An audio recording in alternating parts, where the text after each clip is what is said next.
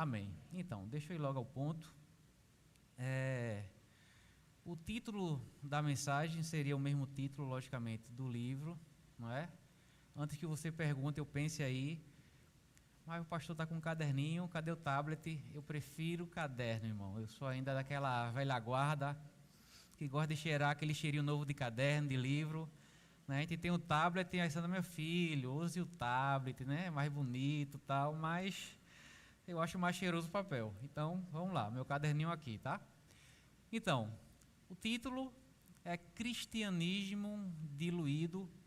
Eu lembro que eu estava lendo um livro de um autor e eu vi uma citação de Apocalipse que falava sobre um grupo. O nome do grupo era os Nicolaítas. Eu já tinha lido várias vezes o livro de Apocalipse, passado por 2 versículos específicos, na verdade Apocalipse 2:6 e Apocalipse 2:14 e 15, que são as primeiras referências desse grupo. Mas quando eu li essa citação desse determinado livro, eu fiquei pensando, meu Deus, deve ter alguma coisa a mais sobre esse grupo. E eu fui pesquisar. Eu me deparei com pouca informação. Não é que não existia, mas com poucas informações. Mas antes da gente chegar exatamente sobre esses 2 textos de Apocalipse, que na verdade são 2 cartas, uma enviada para a igreja em Éfeso e outra enviada para a igreja em Pérgamo, eu queria contextualizar como foi que Jesus enviou essa carta, essas 2 cartas, para essas 2 igrejas, falando sobre esse grupo específico, tá? Se você já leu o livro do Apocalipse, você vai lembrar de Apocalipse capítulo 1, do versículo 10 ao 17, a forma como Jesus se apresenta a João e a forma como ele pede para que João escreva 7 cartas para aquelas 7 igrejas da Ásia Menor. No versículo 10 começa assim: E no dia do Senhor achei-me exaltado no Espírito, quando ouvi atrás de mim uma voz forte como som de trombeta, versículo 11, que dizia: Escreve em um livro o que vês, e envia-o às 7 igrejas: Éfeso, Esmina, Pérgamo, Tiatira, Sardes, Filadélfia e Laodiceia. O que Jesus aqui falou para João a princípio foi: escreve o que você vai ver. Na verdade, João ia escrever o que Jesus já estava vendo. E Jesus ia agora fazer com que João visse o estado espiritual daquelas 7 igrejas. Versículo 12, João continua: Voltei-me para observar quem falava comigo, e voltando-me vi 7 candelabros. Uma coisa interessante é que João, como apóstolo, ele teve contato com Jesus antes da ressurreição, mas também teve contato com Jesus depois da sua ressurreição. Mas o texto aqui do versículo 12 fala que quando ele escutou a voz de Jesus por trás, ele se volta para saber quem era. Isso me fala muita coisa, porque se ele já teve contato com Jesus antes da ressurreição e depois da ressurreição, parece que agora Jesus está se apresentando para João de uma forma diferente, porque ele não reconheceu a voz de Jesus. Ele se volta para trás para saber quem é que estava falando com ele. Isso é significativo porque a gente vai ver a configuração que Jesus se apresenta para falar para aquelas 7 igrejas. Amém? No versículo 13 diz assim, ainda no 12, na verdade: Voltei-me para observar quem falava comigo, e voltando-me vi 7 candelabros. Se você for ler o contexto todo, você vai ver que esses 7 candelabros são justamente aquelas 7 igrejas a qual Jesus falou para escrever para elas. Um candelabro, ela tem a função de uma lâmpada, de trazer claridade ao ambiente. E quando Jesus se refere às igrejas como candelabro, o que Jesus estava querendo dizer era o seguinte: que aquela localidade onde aquelas igrejas locais estavam, a função das igrejas era trazer luz para aquele ambiente. Da mesma forma que, né, o verbo da vida Boa Viagem, como candelabro, como igreja local, a função dela é trazer luz para o bairro de Boa Viagem, assim como Zona Norte, Campo Grande ou qualquer outra igreja. Amém? Versículo 13 diz assim: E entre os candelabros alguém semelhante a um ser humano, vestindo uma longa túnica que chegava a seus pés e um cinturão de ouro ao redor do peito. Isso aqui também é muito significativo, porque João, quando olha para trás, ainda sem reconhecer quem falava com ele, ele tem uma visão do próprio Jesus no meio daquelas 7 igrejas representadas pelos candelabros. Então Jesus estava no meio da igreja, andando entre as igrejas. A gente pensa que Jesus ele simplesmente deu um tchau, foi para o céu, ficou por lá. A gente sabe que a presença de Jesus no meio da igreja, ela se dá através da presença do Espírito Santo. Mas a visão que João tem é que Jesus agora ele vem para tratar aquelas 7 igrejas e ele estava andando no meio delas. Então, quando Jesus, de vez em quando, na verdade, irmão, Jesus ele chega para alguma igreja local e ele vai tratar aquela igreja local. E a gente vai ver como é que isso aconteceu em Apocalipse. Amém? No versículo 14 diz assim, outra coisa significativa é que a forma com que João olha para Jesus e o vê vestido, há aqueles comentaristas, né, do livro de Apocalipse, quando eles vão comentar sobre essa forma que Jesus estava vestido, era uma forma do juiz, que um juiz da época se vestia. Então Jesus estava ali no meio daquelas igrejas como juiz. É por isso que João, quando escutou a voz de Jesus, não reconheceu, mesmo tendo contato com Jesus antes da ressurreição e após a sua ressurreição. Versículo 14, na sua cabeça e nos seus cabelos eram brancos como a lã, tão brancos quanto a neve, seus olhos como a chama de fogo. Quando o texto fala que os olhos de Jesus estavam como chama de fogo, a ideia era trazer que ao olhar, o olhar de Jesus é um olhar que purifica, que discerne. Então Jesus estava se manifestando para João, mostrando como é que ele estava ali no meio daquelas igrejas. Estava com a roupa de juiz, e eu não quero que você traga essa ideia de juiz negativa, porque não é uma coisa negativa. Quando você lê cada uma daquelas cartas, você percebe que em dado momento, para cada igreja, Jesus ele repreende algumas coisas daquelas igrejas. Mas lembra que Deus só repreende a quem Ele ama. Então, na verdade, essa configuração de Jesus para aquelas igrejas era uma configuração de amor. Tipo assim, eu amo tanto vocês que eu não vou deixar passar nada. Amém? No versículo 15 diz assim, seus pés reluziam como metal, quando é refinado em fornalha ardente, e sua voz como o som de muitas águas. No versículo 16, fala uma coisa extremamente importante, diz assim, tinha em sua mão direita 7 estrelas, se você for olhar o contexto, você vai ver que essas 7 estrelas na mão de Jesus eram os 7 anjos daquelas igrejas, ou seja, eram os pastores. Além dele andar no meio das igrejas, os 7 pastores, segundo a visão que João teve, estavam na mão direita de Jesus. E de sua boca saiu uma espada com 2 gumes afiados. Então veja como Jesus está se apresentando para João no momento que ele vai tratar aquelas 7 igrejas. Quando eu leio essa expressão, e de sua boca saiu uma espada com 2 gumes afiadas, eu sou reportado a Hebreus capítulo 4, versículo 12. Eu acho que você lembra desse texto. O autor de Hebreus fala assim, porquanto a palavra de Deus é viva e eficaz, mais cortante que qualquer espada de 2 gumes, capaz de penetrar entre o ponto de dividir alma e espírito, juntas e medulas, e é sensível para perceber os pensamentos e intenções do coração. Existem traduções que substituem essa palavra perceber por discernir ou julgar. Quando a gente vai olhar essa expressão, essa palavra discernir no grego, ela significa o seguinte, que a palavra de Deus ela revela os sentimentos e intenções mais íntimos, trazendo ao nível da nossa consciência.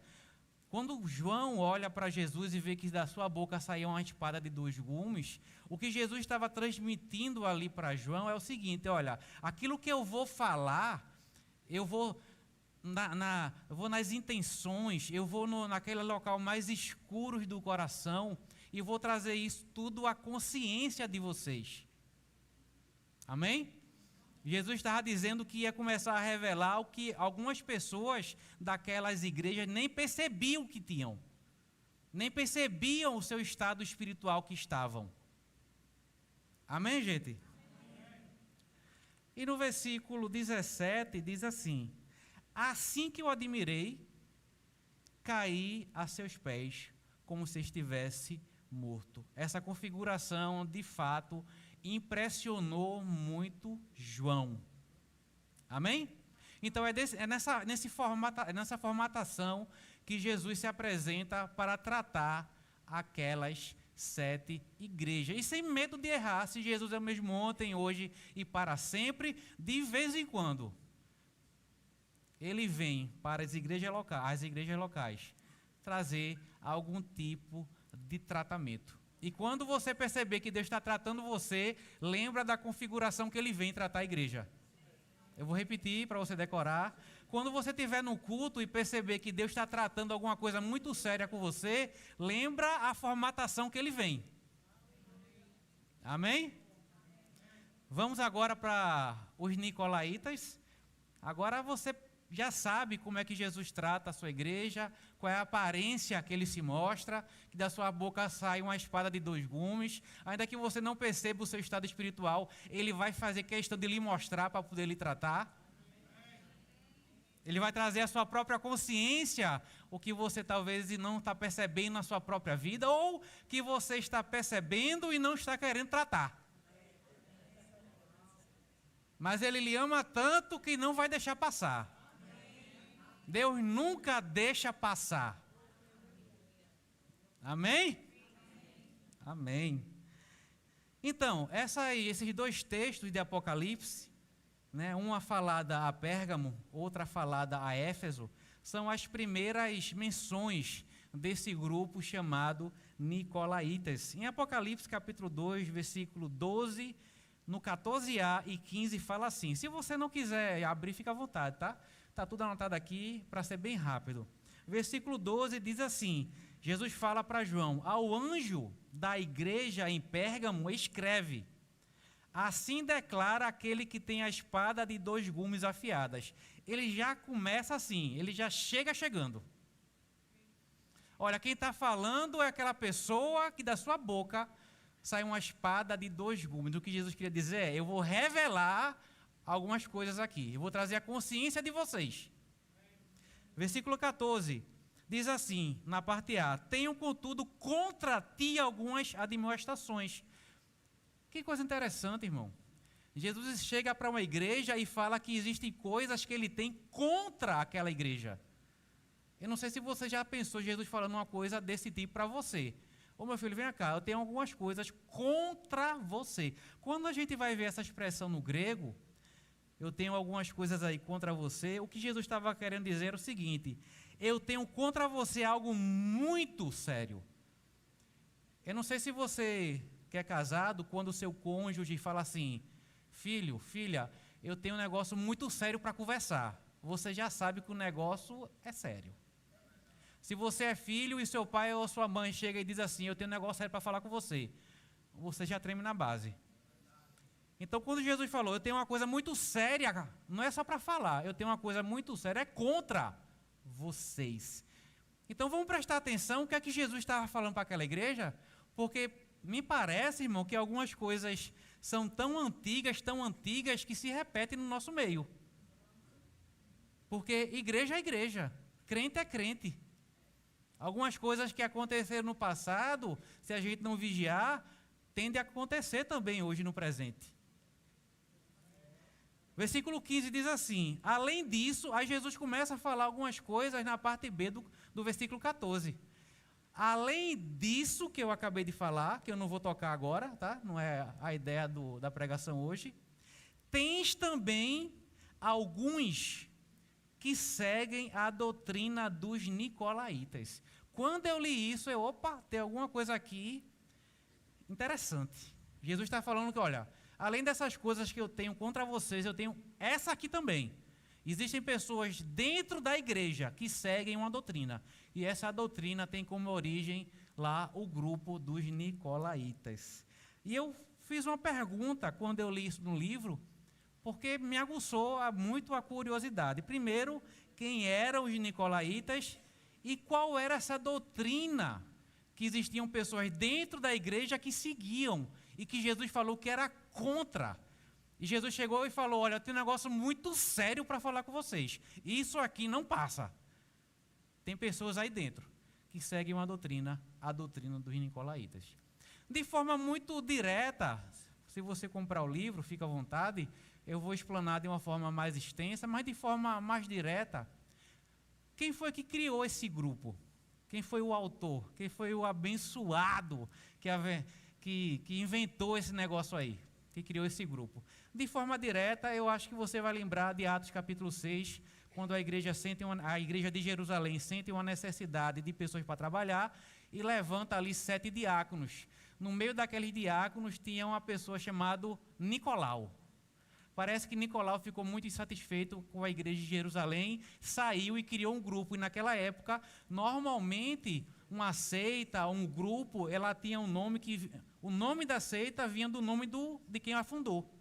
Então, quem fundou a seita dos nicolaítas foi o abençoado diácono Nicolau. Então, de forma direta, foi essa pessoa que fundou, tá? Se você quiser mais informações, só no livro, porque eu não vou focar sobre isso. Aqui não é a história da igreja, né? Eu quero ir para outro ponto.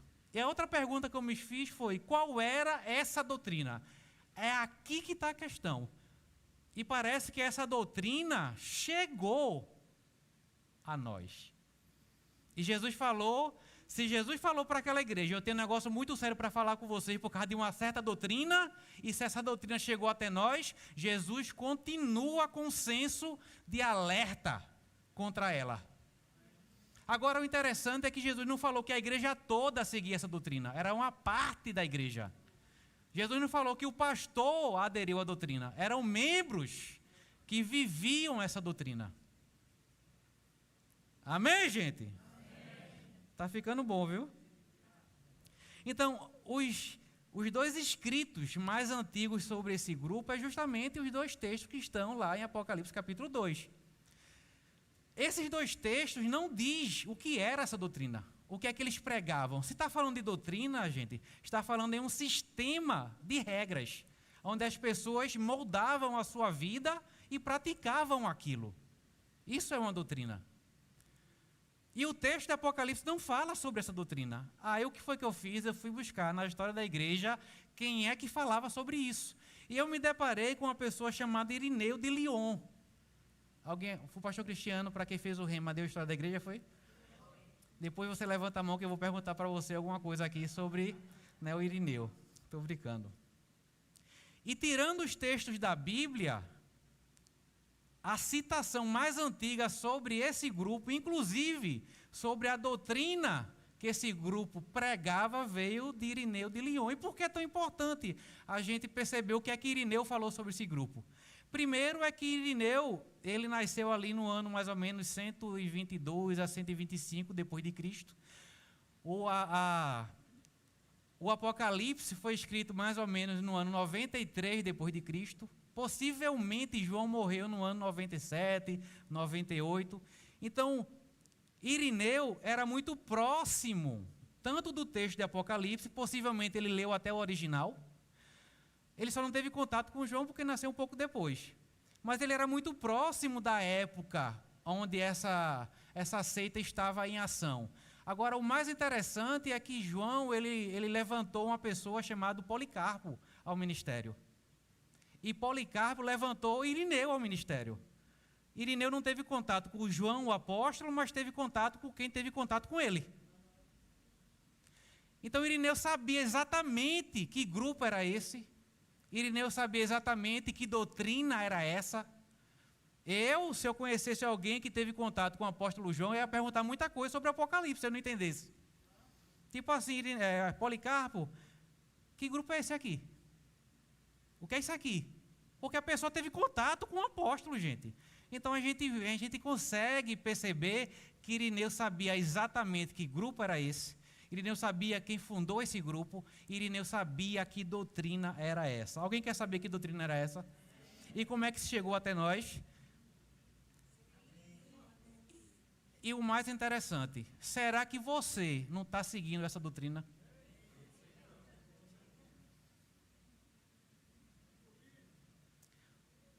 O que foi que Irineu falou sobre essa doutrina, sobre esse grupo?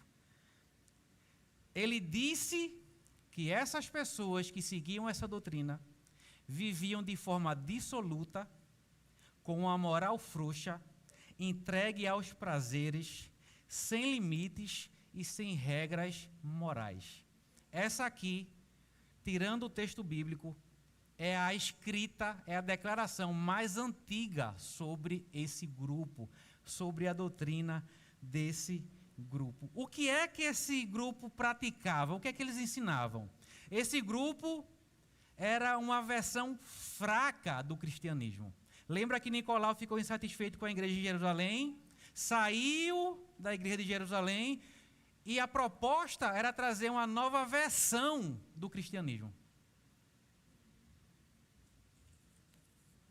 Esse grupo, eles viviam um cristianismo mundano, era um grupo de crentes libertino, ensinavam e viviam uma diminuição da importância das leis morais, ensinavam e tinham uma vida liberal, ensinavam e viviam tolerância ao pecado, tinham um comportamento de baixo valor moral, viviam um cristianismo de concessões.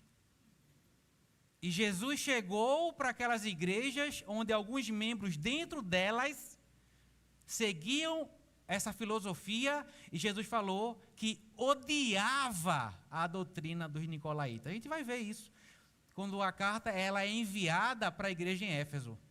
Veja, Jesus falou que odiava essa versão nova do cristianismo. Eu vou repetir para você, não, mas Jesus nunca falou que odiava, não, ele falou sobre essa doutrina. Quando a carta é enviada para Éfeso, essa versão diluída do cristianismo, Jesus odeia, Jesus reprova, Jesus não tolera. Eles diziam, para alcançar um mundo é preciso se parecer com ele e se adaptar. Falavam que a diferença não era necessária. Jesus disse que odiava isso aqui, tá? O que ganha o mundo, irmão, não é a nossa semelhança, é a nossa diferença. Na verdade, quando a gente se parece com o mundo nos ganhou.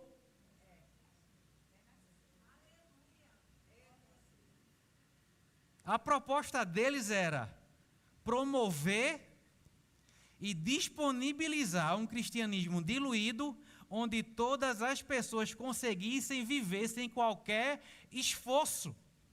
Era um cristianismo sem cruz, sem porta estreita.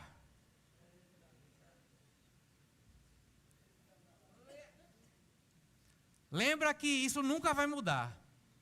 Se alguém quer vir após mim, negue-se a si mesmo, tome a sua cruz e siga-me.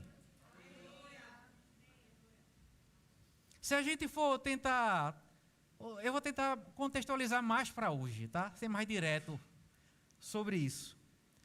É um tipo de cristianismo que não se incomoda com o sexo antes do casamento. É um tipo de cristianismo que concorda onde casais se separam por qualquer motivo. Ah, não estou mais amando minha esposa não. Irmão, quem pariu Mateus que balance. Ninguém lhe obrigou a casar, agora dá o teu jeito.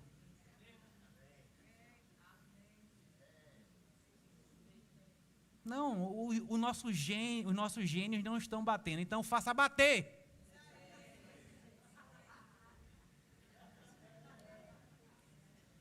Não se tem problema em beber. Qual o problema, né? Um whiskyzinho depois do almoço. Não, Jesus transformou água em vinho. Faz o seguinte, irmão, na sua casa, ore no copo de água e deixa a Deus transformar em vinho, aí você bebe.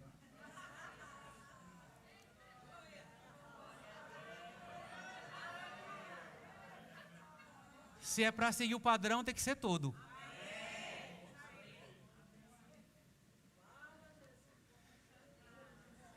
A ideia central do grupo era: Jesus morreu pelos meus pecados, logo posso cometê-los sem prejuízo da minha vida espiritual. Existem hoje doutrinas, irmão, que falam assim: já que o sangue de Jesus apagou meus pecados do passado, do presente e do futuro, então eu vou viver como eu quiser, está tudo apagado.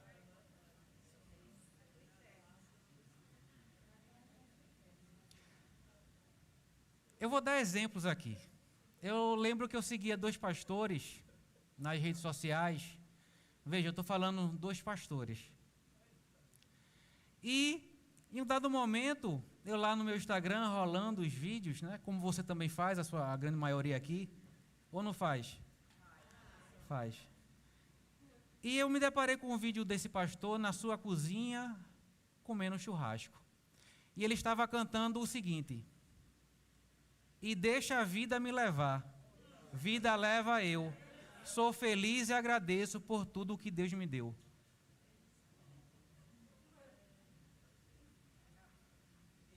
Uma frouxidão, meu irmão, olhe, a gente tem tanta música boa para cantar uma porcaria dessa. Para um pastor não ter vergonha na cara de botar na sua rede social uma coisa dessa, como é que não está a sua vida espiritual?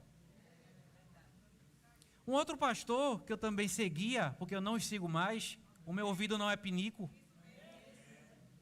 ele postou também na sua rede social, cantando o seguinte, e dançando, tá? Maná Mauê, Auea, Aê. Mangue Beach. Alguém lembra os mais antigos aqui? Chico Sainz, exatamente. O que foi que eu fiz? Deixei de segui-lo. As coisas velhas passaram, tudo se fez novo. Agora, por que eu dei o exemplo de 2 pastores? Uma vez uma jovem me procurou e ela me questionou: por que eu não posso fazer isso? Por que eu não posso fazer aquilo? E por que eu não posso fazer aquilo outro? Aí eu cheguei para ela e falei o seguinte: se você me visse na frente da minha casa, comendo meu churrasquinho, bebendo uma cervejinha, você ia concordar? Ela falou: não, o que vale para mim, vale para você. Não é porque eu sou pastor, não é porque eu sou crente. O que vale para o pastor, vale para você que é jovem. Não, está muito rígido, está muito rígido. Não, não. Irmão, olhe, deixa eu falar um negócio aqui para você. Se nós não somos capazes de deixar de escutar um tipo de música por amor a Jesus, a gente é capaz de quê por ele? Irmão, é só não deixar o teu ouvido escutar. É só isso. Se você não ama Jesus ao ponto de não deixar o teu celular com o teu fone de ouvido, não deixar passar e deixa a vida me levar. Maná Mauê, irmão, se isso é muita coisa para você deixar, como é que está o teu amor por Jesus? Porque isso é muito simples, meu irmão, é só não clicar. É só não fazer isso. É só não colocar. Coloca uma música que fala do teu amor a Deus. Não é mais simples? Eu lembro que um amigo meu, uma ovelha, vou dizer, há muitos anos atrás, ele começou a beber por causa de um desses pastores que eu citei aqui. Não vou falar o nome, mas por causa de um deles. A gente vai ver o que a Bíblia fala sobre esse tipo de pastor. Você quer saber? Se não quer, deveria, viu? Que está na Bíblia. Em Apocalipse 2,6, quando Jesus vai agora falar com a igreja em Éfeso, a de Pérgamo há uma repreensão, a de Éfeso há um elogio.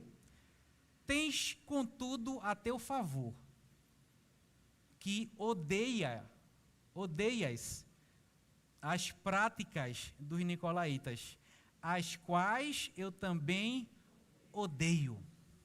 Então a gente vê uma igreja que alinhava a sua prática àquilo que Jesus achava.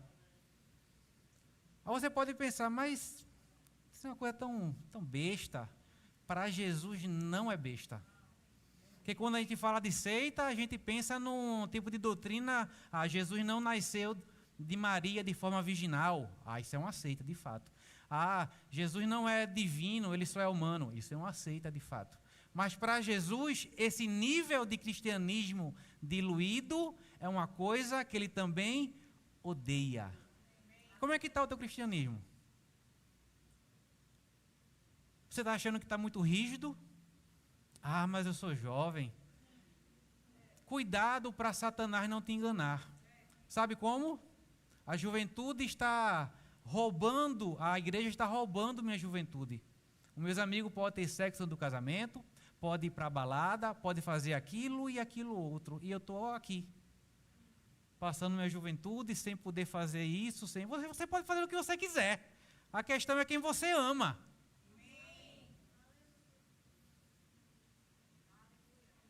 Amém, gente? Lá em Judas, presta atenção no que eu vou ler agora. Judas capítulo 1, versículo 3 e 4, na versão NBV. Esse Judas aqui era irmão de Jesus, tá? Filho lá de Maria. Meus amigos queridos, eu estive planejando escrever-lhes a respeito da salvação que Deus nos deu. Porém, agora vejo que, em vez disso, devo escrever-lhes de outra coisa. Judas estava querendo escrever sobre um assunto, mas ele viu uma coisa mais séria para escrever. Insistindo com vocês, para que defendam bravamente a fé que Deus, uma vez por todas, entregou a seu povo. Aí ele vai começar a escrever aquilo que ele não ia escrever, mas ele viu a necessidade e foi escrever. Digo isso porque alguns ímpios, alguns homens ímpios, infiltraram-se entre vocês, sem serem notados, dizendo que depois que nos tornamos cristãos, podemos andar como quisermos. Esses ímpios transformaram a graça de Deus, de nosso Deus. Veja só, João está chamando essas pessoas que se infiltraram nas igrejas, dizendo que depois que a pessoa se torna cristã, agora ela pode andar como ela quiser. João está chamando essas pessoas de ímpios.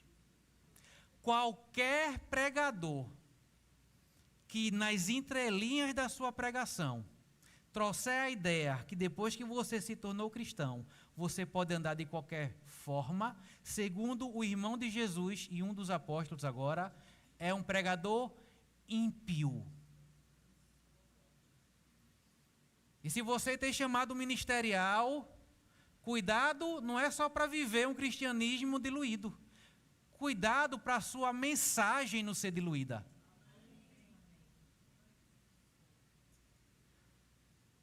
Nós, pregadores, ou qualquer pessoa do corpo de Cristo que evangeliza, nós estamos chamando as pessoas para serem discípulas de Jesus. O critério para se tornar discípulo é o critério de Jesus. Eu não posso diluir o que Jesus falava para as pessoas para tentar convencer uma pessoa a ser discípulo de Jesus. O que Jesus pregava para as multidões não era venha e ande de qualquer forma. Eu fiz um exercício, eu tenho uma mania de ler o Novo Testamento na sequência. Num dado momento, eu quis prestar atenção no que Jesus falava para as multidões e o que Jesus falava para as pessoas de forma individual. Eu prestei atenção na pregação de Jesus. Em vários momentos diferentes, a Bíblia fala assim, e ele se voltou para as multidões e dizia, se alguém quiser vir após mim, negue-se a si mesmo, tome sua cruz e siga-me. Jesus não ficava emocionado com quantidade de pessoas. Jesus não ficava emocionado se as pessoas iam achar ruim a sua pregação e iam embora. Para se tornar discípulo, tem critério. A cruz ainda precisa ser carregada. O negue-se a si mesmo ainda está vivo. Jesus chegou para uma pessoa, na verdade uma pessoa chegou para Jesus, o jovem rico, e fez a pergunta mais espiritual que a gente pode ver. Mestre, o que é que eu posso fazer para ter a vida eterna? Irmão, existe uma pergunta mais espiritual que essa? Jesus chegou para o jovem, olha, vamos fazer o seguinte, existe uma série de coisas para se cumprir. Você cumpre. O jovem, rapaz, Jesus, eu já faço isso desde a minha juventude. Eu já cumpro cada um deles.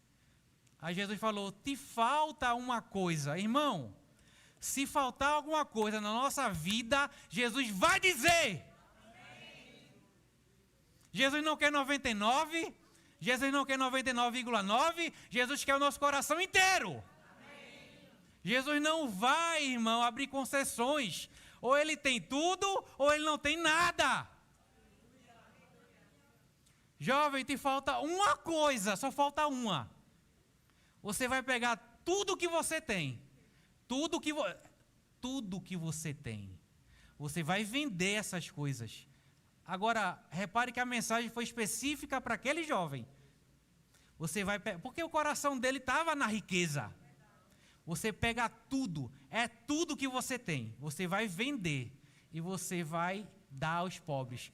Depois, você vem e me segue. Você só vai me seguir quando você resolver essa pendência. Pastor, isso está muito rígido. Reclame com Jesus.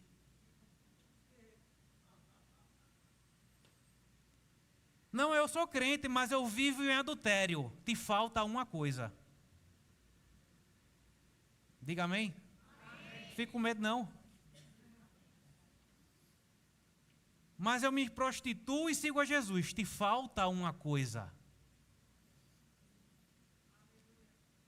Ele não vai deixar passar. Porque Ele te ama tanto, meu irmão, que Ele sabe o fim disso. O jovem ficou triste e foi embora. Aí Jesus ficou, meu Deus, que mensagem pesada eu dei. Vem cá, calma. Não foi bem isso que eu quis falar. Jesus não se vendeu ao dinheiro do jovem. Ele é muito útil para o meu ministério. Vou deixar passar isso aqui. Não! Jesus estava interessado na vida do jovem, não era no seu bolso. Se Jesus quisesse pão, Ele orava para multiplicar.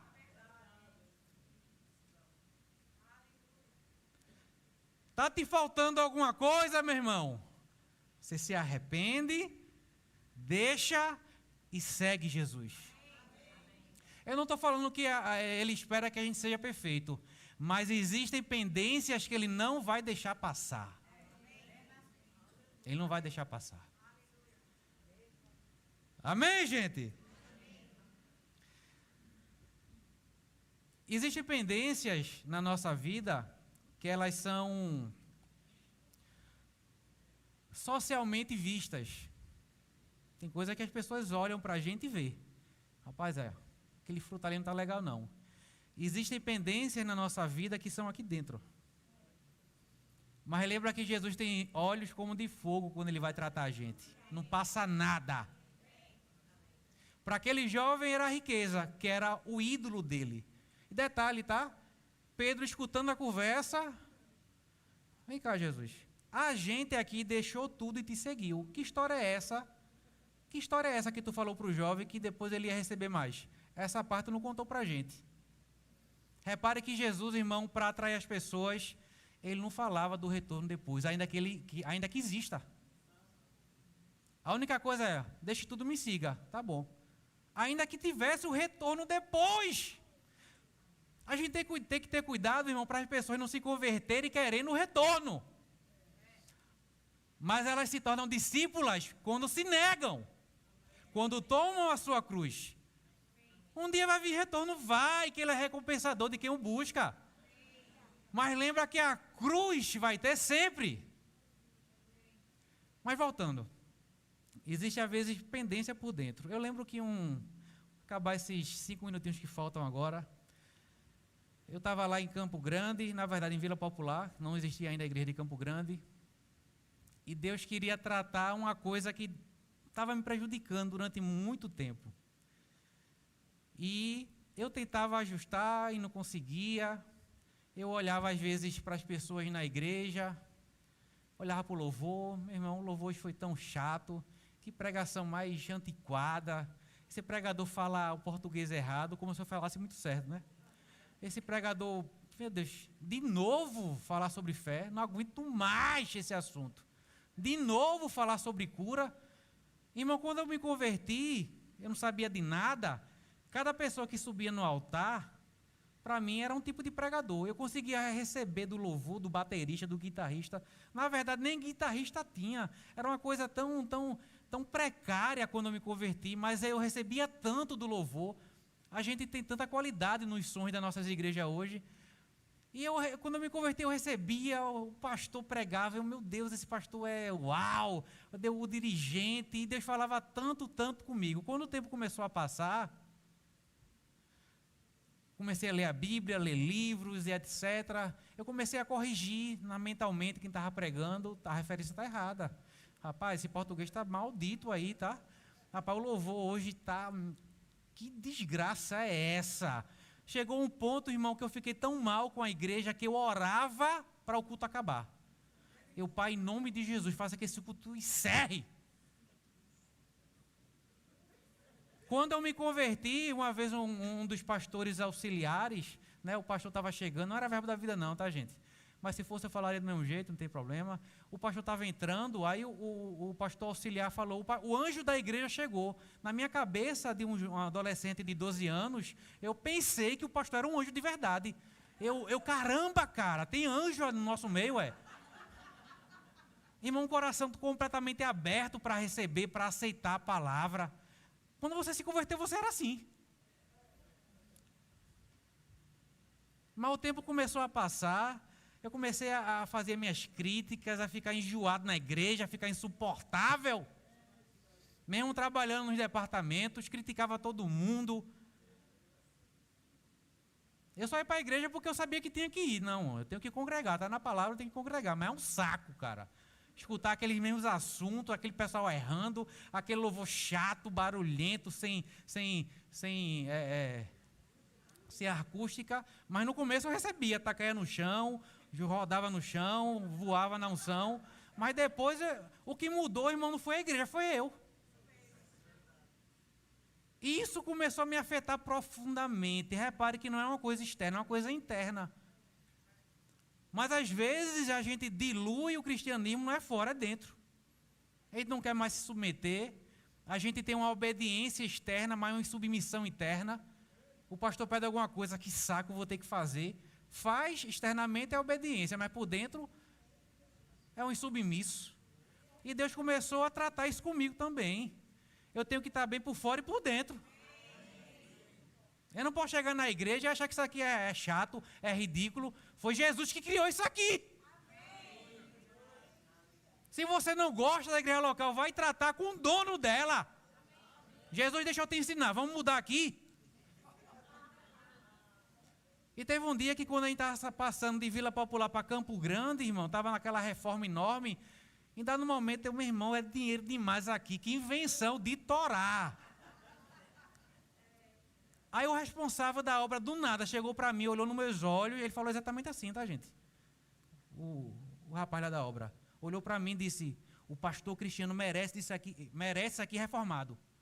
Para mim, aquilo ali soou assim, para de ser enjoado. Irmão, se eu estou debaixo de uma cobertura, eu tenho que, no mínimo, confiar no que ela está fazendo. Aí quando eu fui para casa, a minha mania de ler o Novo Testamento na sequência, eu me deparei com Mateus capítulo 5, versículo 8, que diz assim, os puros de coração verão a Deus. Porque eu não via mais Deus no louvor, impureza no coração. Porque eu não recebia mais da pregação, impureza no coração. Porque eu achava a igreja chata, impureza no coração. Porque eu cheguei no ridículo de orar a Deus para o culto acabar. Irmão, eu estava quase desviado.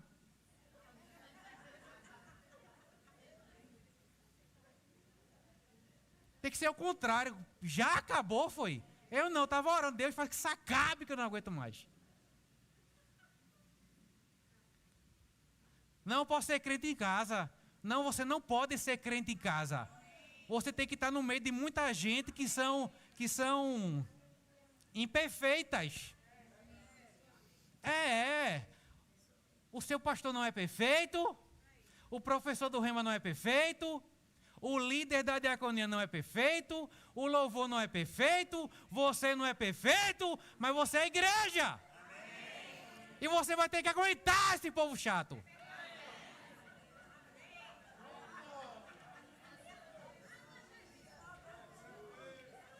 Eu quero ser crente em casa. Não dá para ser crente em casa. A gente virou a igreja para estar tudo misturado. É um que fede aqui, é um que tem mau hálito ali. Todo mundo misturado, se aguentando.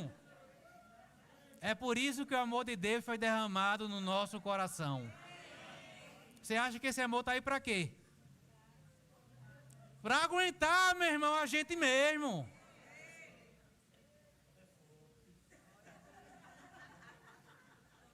Irmão, se o teu cristianismo ele já resolveu as coisas internas, deixa esse mesmo cristianismo resolver as coisas internas. Para que a gente seja íntegro. Por fora é apenas fruto do que já está acontecendo por dentro. Amém? Eu tenho 45 segundos. Gente, muito obrigado por ter me recebido. Pastor Edgley, Dona Claudinha, ambos, de verdade, foram meus professores no Rema. Minha menor nota foi na escatologia. Mas hoje eu sou professor de escatologia, viu? Me deu nota baixa, vou estudar. Quero ver. Gente, muito obrigado pela recepção. Prazer estar aqui com vocês. Deus abençoe. Se você quiser o livro, ele está lá atrás disponível. Só para encerrar. Nesse livro também eu dou uma palavra para os pregadores. Não, Deus me chamou para pregar, Deus me chamou para pregar. Foi? Tá bom. Deixa eu ler isso aqui para tu.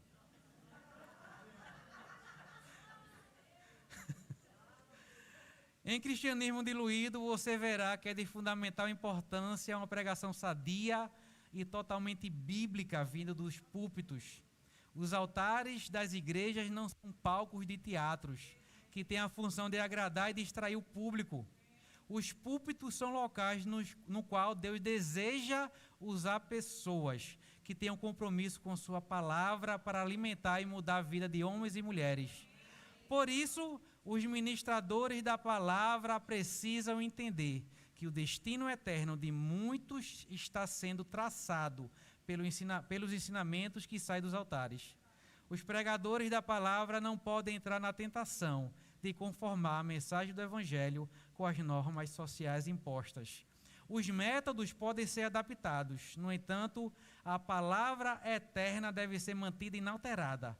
É atrevimento dos mestres pensarem que são mais sábios que Deus, diluindo sua mensagem ao homem. A palavra, o poder do Evangelho, e não minha opinião. A inspiração está nas Escrituras, não nos meus argumentos pessoais. A ordem é: pregue a palavra. A Bíblia não pode ser silenciada por pessoas que não têm coragem de levá-la acima de suas próprias convicções. Não estamos produzindo discípulos para nós, mas para Jesus. Gente, fique na paz e até uma próxima.